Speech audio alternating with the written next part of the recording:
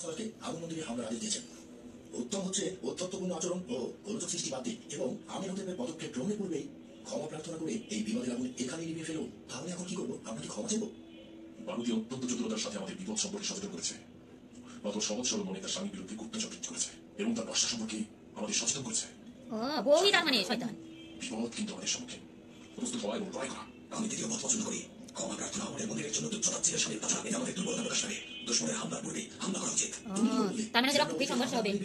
যদি পরাজিত হই তাহলে আমি ক্ষমা প্রার্থনা ও সন্ধিকে অধিক কার্যকরী মনে করছিলাম। আমি হামলার ব্যাপারে একমত, তবে ওইভাবে নয় যেভাবে আমের হাতে করেছে। আমাদের দুশ্মন একজন আমের হাতে। আমরাও তাহলে একজনকে দিয়েই হামলা করবো। এই নেক উদ্দেশ্য হাসিলের জন্য আমের হতে খুবই ঘনিষ্ঠ একজন দরকার।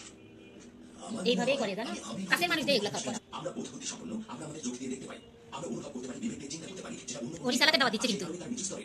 অতএব আমরা সকল জীবের মধ্যে থেকে সৃষ্টি সেরা জীব। কিন্তু আমরা তো জানি আগুন সবার থেকে সেরা। আগুন দিয়ে পাথরে তৈরি, সেটা একজন শিল্পী। সে একটা আধুনিক বালক ছিল, এখন সে রাজমহলের সকল কাজের কাজী।